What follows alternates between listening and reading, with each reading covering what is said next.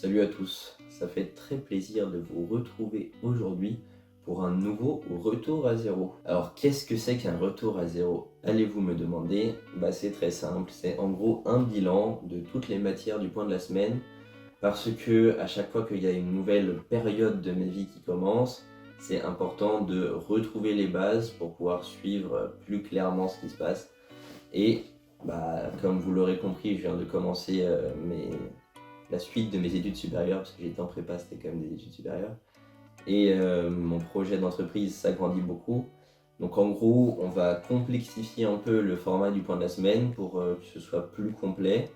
Et je vais pouvoir vous présenter le nouveau plan en faisant un rapide récapitulatif de tout ce qui s'est passé jusqu'ici. Si vous avez suivi de manière très assidue toutes les vidéos de cette chaîne, c'est pas forcément la peine que vous regardiez parce qu'il y aura beaucoup de choses que vous saurez déjà. Mais je pense quand même que c'est important de reprendre sur de bonnes bases. Vous allez probablement à nouveau être nouveau à me demander quel est l'intérêt de ce genre de vidéo. Et ma réponse est très simple. Quand j'aurai 90 ans, 80 ans, je serai ravi d'avoir des vidéos de moi jeune à regarder parce que je me ferai très chier.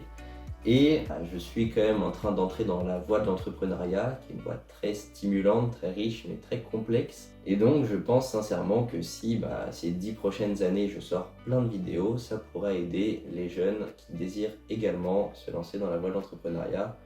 Parce que toutes les erreurs qu'il est possible de faire, je vais probablement les faire. Et en regardant quelqu'un faire des erreurs, c'est plus facile de ne pas les faire. Bref, je sais que ça va pas faire beaucoup de vues, je sais que ça va pas me rapporter d'argent, ou tout du moins pas beaucoup d'argent. Mais c'est pas un souci du tout, c'est pas pour ça que je le fais. Donc comme on l'a dit, le plan de la semaine évolue. Pourquoi? Déjà parce qu'il y a de nouvelles matières qui vont entrer dans le plan de la semaine et parce que les matières qui étaient déjà présentes se divisent en plusieurs parties. Oh là là, mais qu'est-ce que c'est compliqué, allez-vous me dire. Bon, rassurez-vous, c'est pas si dingue. Avant, on avait la base, c'est-à-dire scolaire, entrepreneuriat et réseau sport. C'était le plan de base.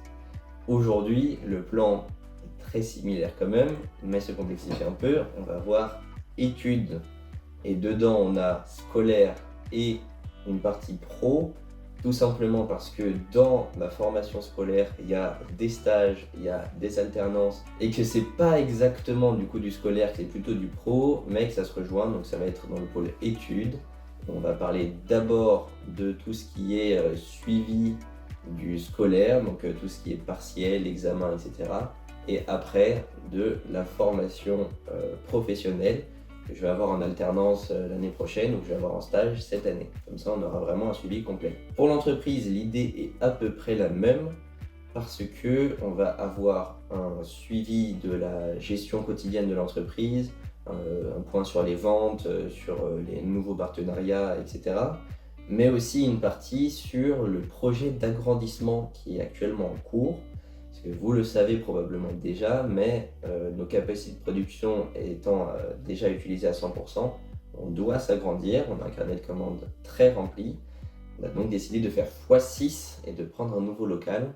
Et ça demande évidemment énormément de travail. Donc il y a beaucoup de choses à dire. C'est pourquoi je pense qu'on pourra faire en deux parties la partie entreprise. Ensuite, on va ajouter une nouvelle partie, association. Tout simplement parce que vous le savez peut-être pas, mais je préside une association ayant pour objet la protection de l'environnement et la sensibilisation à l'écologie. Elle a été inactive pendant mes 2 années de prépa parce que c'était déjà extrêmement compliqué de gérer la prépa et l'entreprise, donc j'ai pas voulu ajouter en plus la vie associative. Même maintenant que j'ai un peu plus de temps, même si c'est un peu relatif, ça me semble pertinent de reprendre cette association et pourquoi pas envisager des collaborations avec mon entreprise. Ça, c'est gagnant-gagnant. La partie réseau, pour le coup, va changer de manière très minime parce que 80% du truc, ça va rester milieu DAF, le suivi de l'évolution sur YouTube, sur Twitch, sur TikTok, sur Instagram. Mais on va quand même ajouter à la fin un petit commentaire sur le perso, les réseaux perso à mon nom, notamment le développement de mon LinkedIn, parce que je suis en train de tryharder ça. Pour l'anecdote, j'ai dépassé hier les 1000 relations LinkedIn, ce qui est quand même pas négligeable. Pareil, si je fais du contenu sur mon compte Instagram personnel, ça pourra entrer là-dedans. L'idée est de développer mon image perso en ligne également. Avec bien évidemment un contenu très pro parce que je m'oriente quand même dans la finance. C'est pas le domaine le plus rigolo du monde. Et la dernière partie va devenir sport et santé à la place de sport. Tout simplement parce que je considère que santé, ça mérite d'être évoqué autant que sport. Parce que tout problème de santé mérite d'être évoqué parce que ça peut nuire aux résultats. Je n'ai pas de problème de santé, donc rassurez-vous.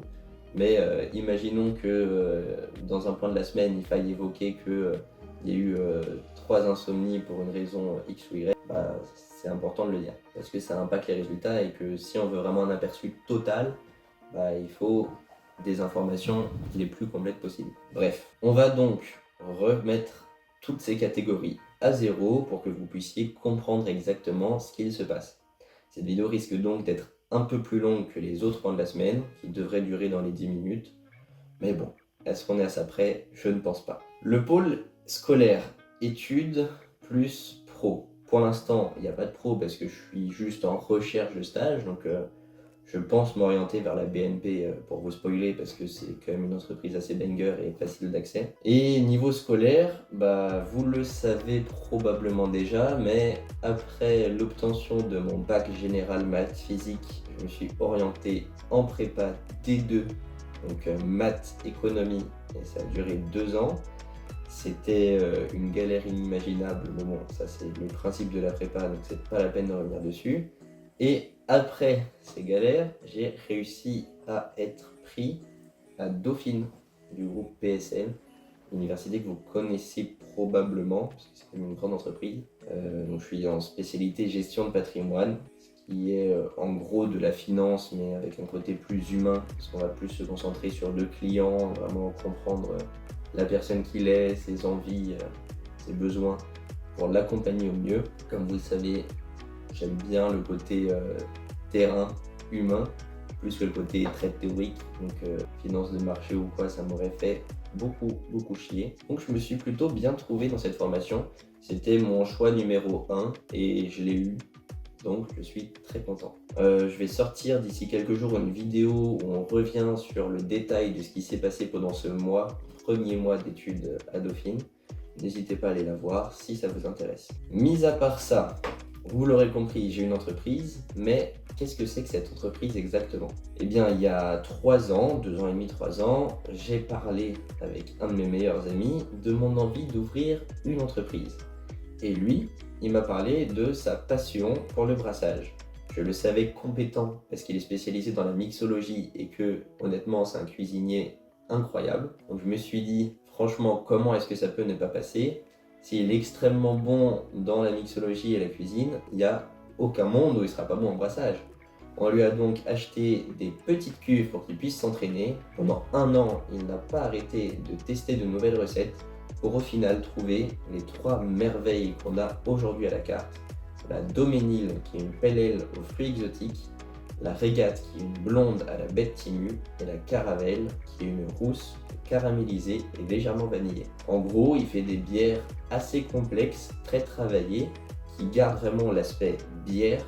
Donc pour les amateurs de bière, ça correspond parfaitement, mais qui ont quand même une forme de complexité qu'il a emprunté à la mixologie, on va dire. Parce que comme vous l'aurez vu, il y a beaucoup d'arômes supplémentaires.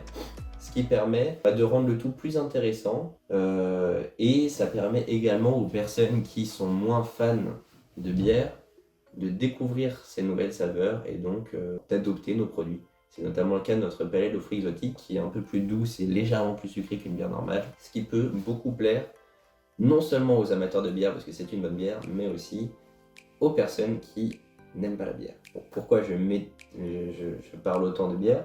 Parce que c'est une brasserie que j'ai ouvert avec lui. Donc après 1 an de recherche sur ces recettes, on a trouvé un local.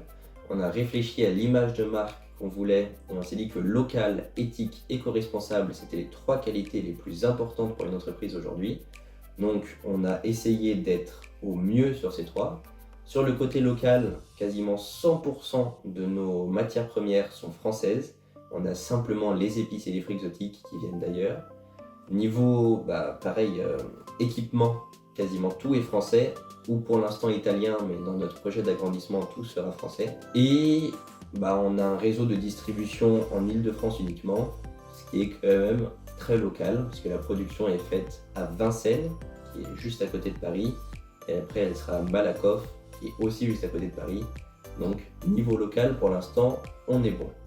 Niveau éthique, qu'est-ce qu'on fait concrètement? On travaille avec des salariés et des prestataires RQTH, donc, qui sont handicapés, qui ont un handicap. On essaye donc de les intégrer au mieux. On soutient diverses associations. Par exemple, là, mercredi, je vais livrer un don de 60 bouteilles de Caravelle à la protection civile. Et bien évidemment, on est dans l'optique du meilleur traitement possible, que ce soit pour nos employés ou pour nos clients, d'être complètement ouvert. L'idée est là.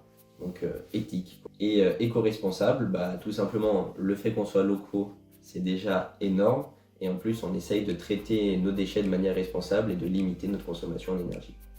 Local, éthique, éco-responsable, c'est la raccompagnerie. Ensuite, la première année a été difficile dans ce petit local qu'on a pu trouver en bail précaire, parce qu'on n'avait presque pas de clients. Et vous le savez, les débuts d'une entreprise, c'est la galère. Donc en gros, on n'a tout juste pas fait faillite, mais depuis mars dernier, l'entreprise se développe énormément à une vitesse folle. Notre carnet de commandes se remplit de plus en plus parce que le bouche-oreille fait son effet.